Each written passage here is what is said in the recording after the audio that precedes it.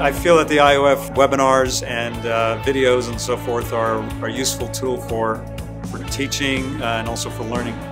I try and get onto all the webinars that are available if I have a chance.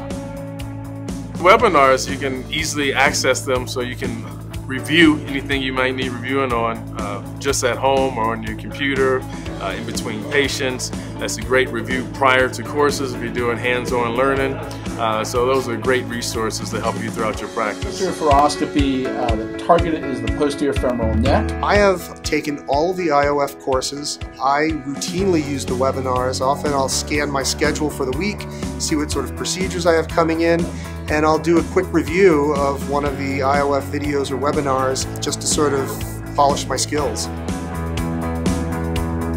I am aware that IOF provides webinars, and I've seen a lot of them. The great thing is that all these resources are out there, so I mean, the other day I did a procedure on a patient, and I hadn't done one in a while, so I went back to the video that Dr. Centeno made, and I watched the whole thing before I did the procedure again. So it's great to have something that can refresh you from day to day, not just yearly.